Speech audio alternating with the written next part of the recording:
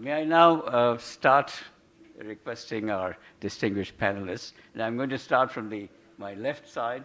May I invite Nasim Manzur, who again is a well-known figure in the business circle, but he's becoming very well-known in the academic circle. We simply can't do without his views.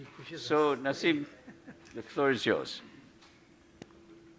Thank you, sir. Thank you for that kind introduction. My name is Nasim Manzur. I proudly represent the private sector, which is used to reading coffee table books because we're not educated enough to read all the economic treatises that come out. But thank you, sir, for that. I'd like to congratulate Sadiq Ahmed and Ziaul Karim, as well as all the other authors, essayists, and contributors for this brilliant book. I have actually read it end to end, which is itself, I think, a great tribute because it was able to do that very comfortably and with a lot of interest. I'd like to start by thanking Sadiq Bhai and Zia Bhai for the first quote on page 25, and I've read it, so I'm going to quote pages because I think it's important. That Bangladesh quickly realized that a market-based economy led by the private sector was the best way to lead the economy forward. I don't think the private sector, and I see my colleagues here nodding their head, I don't think we get enough credit, and I'll say it on behalf of the private sector. I think it's about time. I think, and I will accept the applause on behalf of our private sector because it is remarkable. Whether you call it a paradox or a miracle, I think the spirit of entrepreneurship, resilience, whatever you call it. So thank you for recognizing that.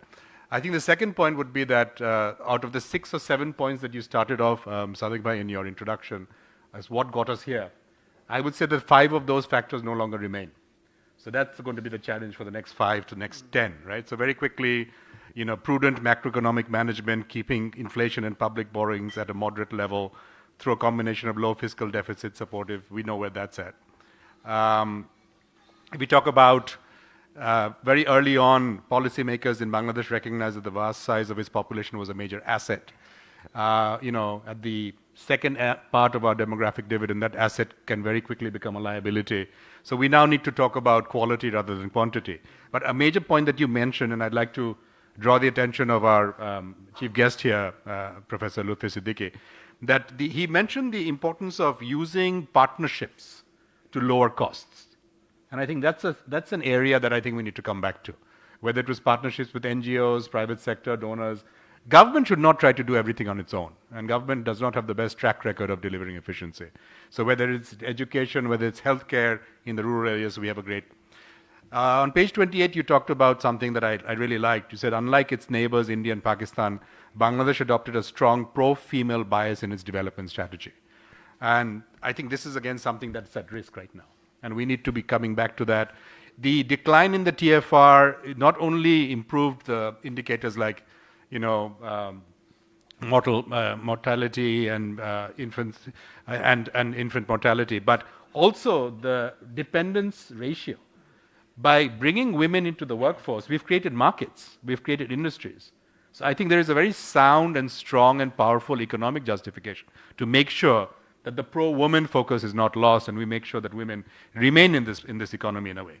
Thank you so much for saying one of my favorite quotes on this, that the tax system of Bangladesh is primitive, even by LMIC standards. I'm sure my friends in NBR will have a lot to say about that. But I think it says very clearly the last serious effort to reform the tax system happened during FY 2011.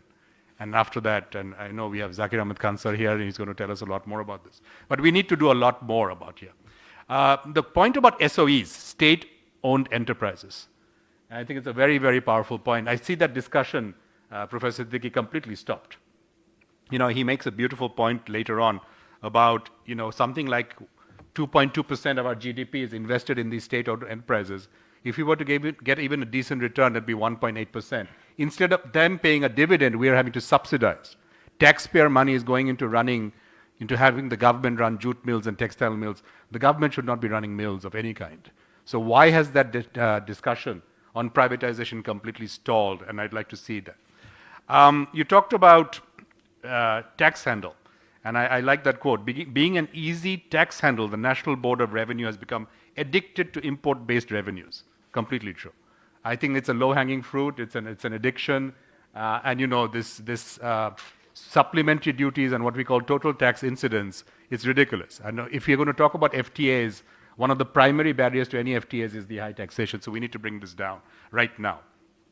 You talk about a growthful strategy, thoughtful growth strategy that not only increases the rate of GDP growth, but also creates jobs. The entire discussion in the entire world now is about jobs. I can tell you I work in the manufacturing sector proudly, and if you drive from here to Shofipur today, there are thousands of people being let off or standing in front of factories not getting jobs. My friends are here from BGMA, I know they will talk about this. It's terrible right now. So we need to find a way to get those jobs back on track. Now, if your costs of doing business go up and your prices are coming down in the international market, local market is very price sensitive, where are those jobs going to come from? Now, factories may automate, but those are not creating jobs, or at least not the kind of jobs that we need for everybody at the shop floor. So I think my basic question is that should governments be running factories and businesses which have to be bailed out by taxpayers' money? And I would want that discussion to start, I think, during this regime. Now, topic very close to my heart, export diversification. You've talked about, the cost of doing business.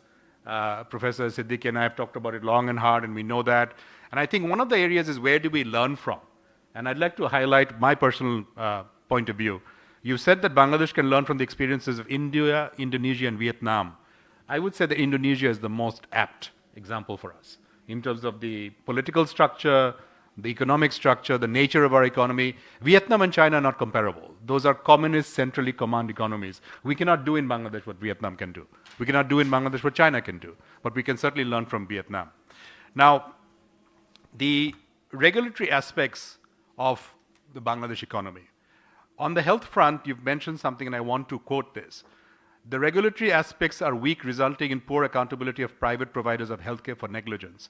The safety standards and prudential regulatory requirements to protect patients from negligence and other non-professional behavior must be beefed up. The government should also open up the healthcare system to foreign investment and medical practices by international healthcare staff. This is critical. If we don't do this, we are not going to improve the healthcare in Bangladesh. The billions of dollars that leave Bangladesh officially and unofficially mainly will not stop.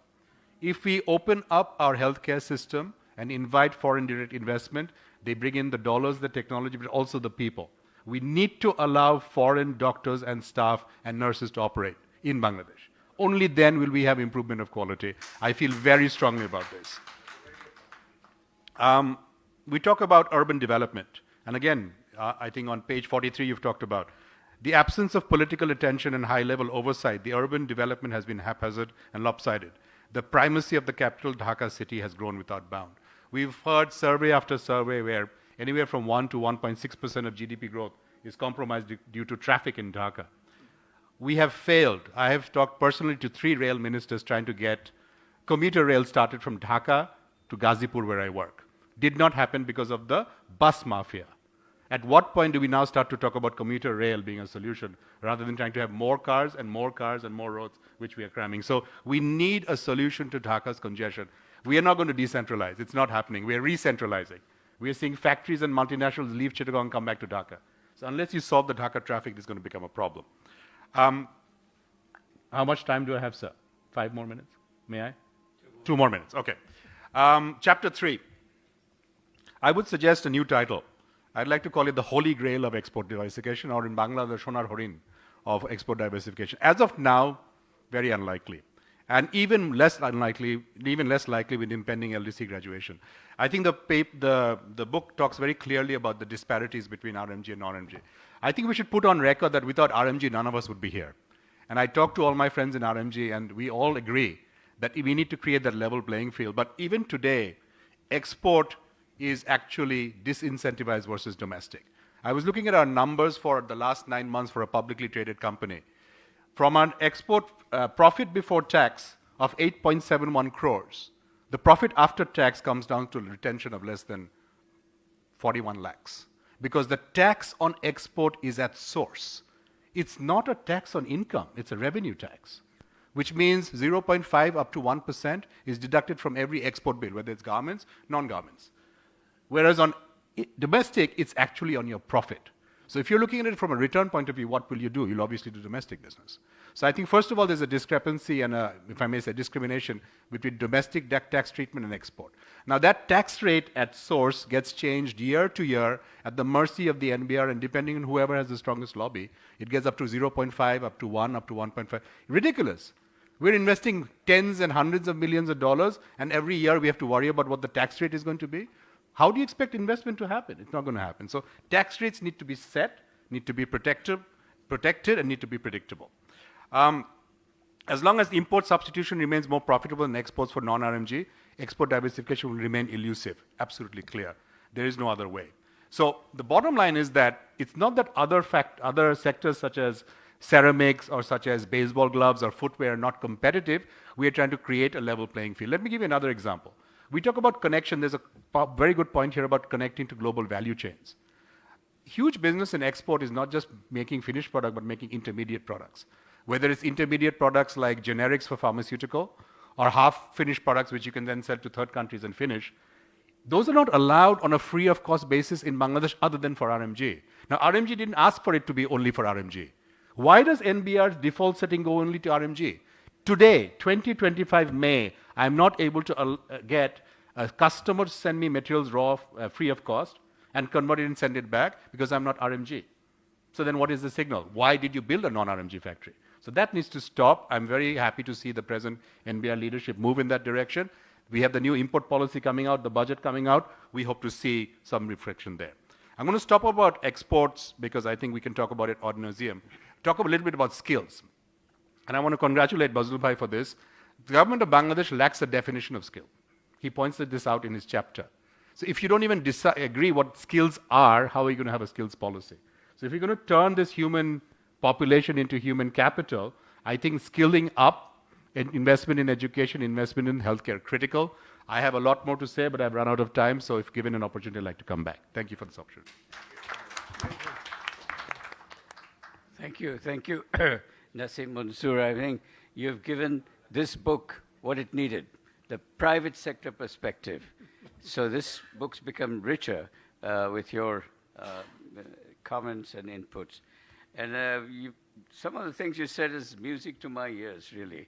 You know, the idea that, you know, export is being disincentivized.